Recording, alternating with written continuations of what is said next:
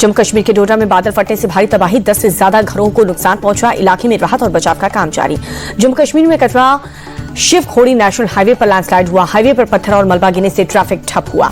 जम्मू में निकी तवी से सटे नीचे इलाकों को लोगों को चेतावनी, कभी भी बढ़ सकता है जलस्तर। जम्मू कश्मीर के रामबन में बगलीहार डैम के 3 गेट खोले गए हैं। जिला प्रशासन ने जारी की एडवाइजरी, लोगों से नदी के किनारे से दूर रहने के लिए कहा गया। उधमपुर में जम्मू श्रीनगर राजमार्ग पर लैंडस्लाइड हुआ। एक पेट्रोल पंप पर गिरी चट्टानों का मलबा। जम्मू में लद्दाख गर्ल्स हॉस्टल की छात्राओं ने सैंड बैग भर करके बनाई सुरक्षा दीवार, हॉस्टल के अंदर पानी घुसने से रोकने की कोशिश की।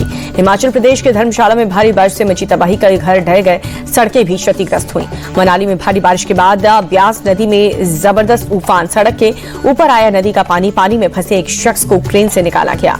मनाली का ग्रीन ट्रैक्स बैरियर और वॉल्वो बस अड्डा भी डूबा है। ब्यास नदी के किनारे घर और होटल को खाली कराने में जुटा है प्रशासन।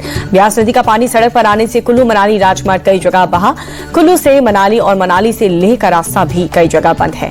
मनाली के बांग में मशहूर शेरे पंजाब रेस्टोरेंट बाढ़ में बह गया। रेस्टोरेंट के पास की 4 दुकानें भी बह गईं। ओल्ड मनाली में भी एक घर और दुकान पानी में समा गए। लाहौल स्पीति में डिम्पुक नाला पर यातायात ठप हुआ। अचानक से आई बाढ़ के कारण डिम्पुक नाला में उफान। चंबा में फिलहाल रोकी गई मणिमहेश यात्रा। भारी बारिश और भूस्खलन के कारण रोकी गई यात्रा। हिमाचल प्रदेश और उत्तराखंड में अगले 5 से 7 दिनों तक भारी से लेकर के बहुत भारी बारिश का अलर्ट। मौसम विभाग ने जारी किया अलर्ट। पठानकोट में चक्की नदी पर नया पुल की आवाजाही के लिए बंद। मिट्टी दरकाने से पुल के नींवों पर पड़ा है असर। चक्की नदी पर बना पुराना पुल सोमवार को हुआ ध्वस्त। नदी में काफी ज्यादा पानी आने से ढह गया था पुल। पंजाब के पठानकोट, फाजिल्का, बठिंडा और होशियारपुर में आज सभी स्कूल कॉलेज बंद है। भारी बारिश की संभावनाओं के चलते प्रशासन का फैसला। बिहार के सहरसा में एक पुल बाढ़ की वजह से ढह गया। प्रशासन ने जांच करने के आदेश दिए। प्रयागराज में भारी बारिश के बाद गंगा यमुना नदी का जलस्तर बढ़ा है। सभी घाट जलमग्न हुए, मंदिर भी डूब गए। यूपी के चंदौली में चंद्रप्रभा नदी में आई बाढ़ के चलते आधा दर्जन गांव टापू बन गए। दिल्ली में यमुना का जलस्तर खतरे के निशान के पार। ड्रोन विजुअल में दिखा जबरदस्त उफान। उड़ीसा के जाजपुर में भारी बारिश का कहर, कई गांव में बाढ़ जैसे हालात दिखे। राजस्थान के सिरोही में भारी बारिश से हालात बिगड़े। पिंडवाड़ा में झांकन नाले में कार बही, कार में फंसे लोगों को क्रेन की मदद से बचाया गया, बड़ा हादसा टला। लद्दाख में मौसम की पहली बर्फबारी की दस्तक, जहां पर जांस्कार और साथ ही हरदुंगला पहाड़ियों पर 2 इंच मोटी बर्फबारी। पीएम मोदी के गुजरात दौरे के आज दूसरे दिन हंसरपुर में मारुति सुजुकी की पहली ईवी कार को हरी झंडी दिखाई गई। 100 देशों में एक्सपोर्ट होगी ई विटारा कार। इनमें यूरोप और जापान जैसे विकसित बाजार भी शामिल। मेक इन इंडिया और आत्मनिर्भर भारत अभियान को मिलेगी मजबूती। मारुति सुजुकी प्लांट की नई ईवी यूनिट की शुरुआत करने के बाद पीएम मोदी बोले कि ये make in India, make for the world के लक्ष्य की तरफ बड़ी छलांग है। पीएम मोदी बोले कि आज से भारत में बने इलेक्ट्रिक वाहन 100 देशों को निर्यात किए जाएंगे। विदेशी कंपनियों को भारत पर भरोसा बढ़ रहा है। पीएम मोदी बोले कि आज हाइब्रिड बैटरी इलेक्ट्रॉनिक मैन्युफैक्चरिंग की भी शुरुआत हो रही है। ये दिन भारत और जापान की दोस्ती को भी एक नया आयाम दे रहा है। पीएम मोदी ने आत्मनिर्भर भारत की उपलब्धियां भी गिनाई। कहा कि डिफेंस मैन्युफैक्चरिंग में 200% बढ़ोतरी हुई है। सेमीकंडक्टर में भारत तेजी से आगे बढ़ रहा है। एसआईआर को लेकर के चुनाव आयोग ने जनता से पूछे 5 सवाल। वोटर लिस्ट की गहन जांच होनी चाहिए या फिर नहीं? विदेशियों के नाम वोटर लिस्ट से हटाने चाहिए या फिर नहीं? आयोग ने पूछा कि मेरे लोगों के नाम लिस्ट से हटाना चाहिए या नहीं? पलायन कर गए लोगों को नाम लिस्ट से हटाना चाहिए या फिर नहीं? बिहार में राहुल की वोटर अधिकार यात्रा का आज 10वां दिन है। सुपौल में प्रियंका गांधी भी यात्रा में शामिल हुई। तेलंगाना के सीएम रेवंत रेड्डी भी बिहार पहुंचे।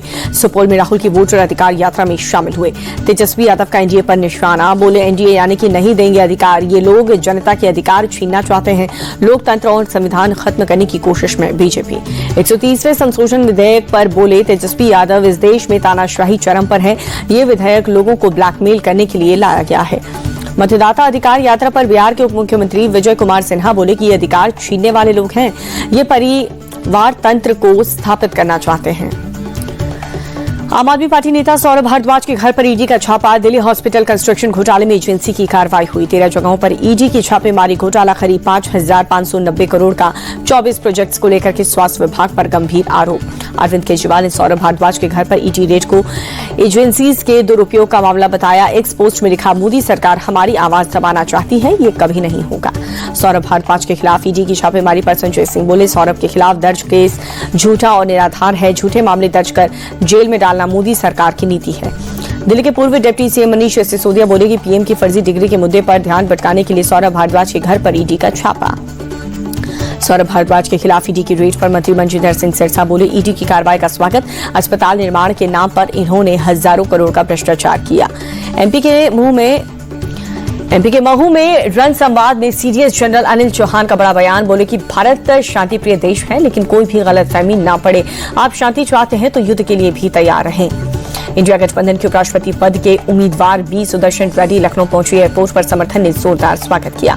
बी सुदर्शन रेड्डी को लेकर के बोले, यूपी कांग्रेस अध्यक्ष अजय राय, इस बार का चुनाव बहुत ऐतिहासिक होगा। निश्चित तौर पर ये हमारा प्रत्याशी जीतेंगे। लखनऊ में रोजगार महाकुंभ 2025 का उद्घाटन मुख्यमंत्री योगी आदित्यनाथ ने उद्घाटन किया। एकनाथ शिंदे को लेकर के सीएम देवेंद्र फडणवीस का बयान, बोले कि मेरे और शिंदे जी के बीच सब कुछ ठीक है। कोई कितना भी विवाद पैदा करने की कोशिश करे तब भी कुछ नहीं होगा, हम साथ हैं। हरियाणा सीएम नायब सिंह सैनी साइकिल के विधानसभा पहुंचे हैं। नशा मुक्ति और पर्यावरण संरक्षण को बढ़ावा देने का संदेश दिया। चेन्नई में सरकारी सहायता प्राप्त स्कूल के लिए मुख्यमंत्री नाश्ता योजना की शुरुआत सीएम स्टालिन के लिए शुभारंभ किया। पंजाब के मुख्यमंत्री भगवंत मान भी मौजूद रहे। वारदात के फौरन बाद का सीसीटीवी सामने आया। वारदात के फौरन बाद घर के बाहर अफरा तफरी। सीसीटीवी में निक्की को अस्पताल लेकर के भागते लोग। आरोपी विपिन के ताऊ ने के लड़के का दावा, कहा कि आग निक्की ने खुद लगाई थी। घर में सिर्फ कंचन और निक्की मौजूद थे। निक्की ने कहा था, गलती हो गई, बचा लो। आरोपी विपिन के ताऊ के लड़के देवेंद्र ने कहा कि मैं खुद गाड़ी ड्राइव करके उसे अस्पताल ले गया। बगल की सीट पर विपिन के पिता बैठे थे। कार की बैक सीट पर विपिन की मां दया बैठी थी। सिरसा गांव के लोग भाटी परिवार को बेगुनाह बता रहे हैं। लोगों के अनुसार निक्की ने खुद को आग के हवाले किया। ग्रेटर नोएडा निक्की मर्डर के चारों आरोपी गिरफ्तार। पति के बाद कोर्ट ने सास दयावती, ससुर सत्यवती और जेठ रोहित भाटी को भी 14 दिन की न्यायिक हिरासत में भेजा। घटना के 10 दिन बाद भड़का लोगों का गुस्सा। लाठी डंडों के साथ आई भीड़ ने अटैक किया। पुलिस वालों पर जमकर पथराव किया गया। पटना पुलिस के मुताबिक 15 अगस्त को दोनों बच्चों को गाड़ी में दम घुटने से मौत हो गई। बच्चों के परिवार ने जताई थी हत्या की आशंका।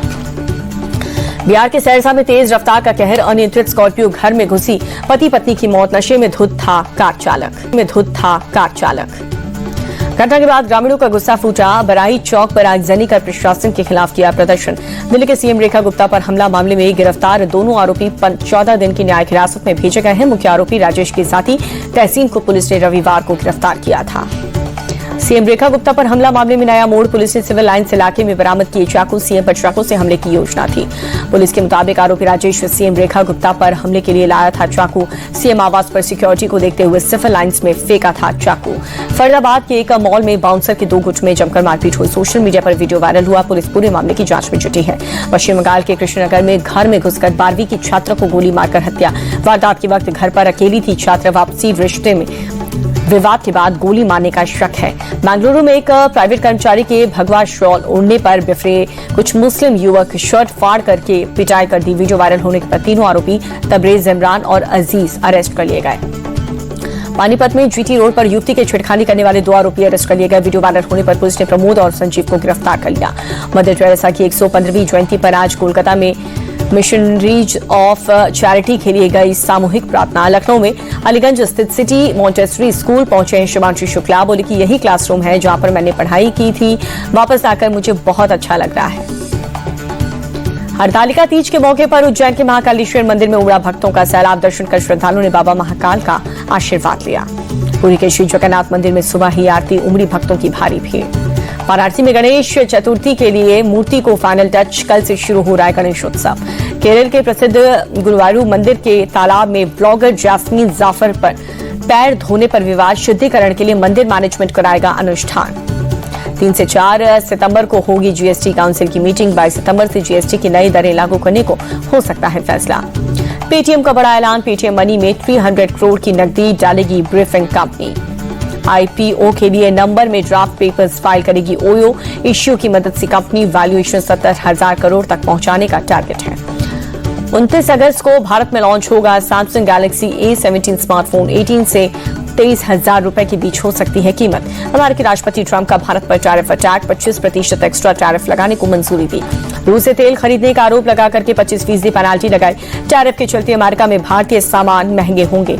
अमेरिकी राष्ट्रपति डोनाल्ड ट्रंप ने फिर से किया भारत और पाकिस्तान के बीच सीजफायर करवाने का दावा। कहा कि मैंने भारत पाक के बीच परमाणु युद्ध रोका। वॉर में गिरे 7 लड़ाकू विमान।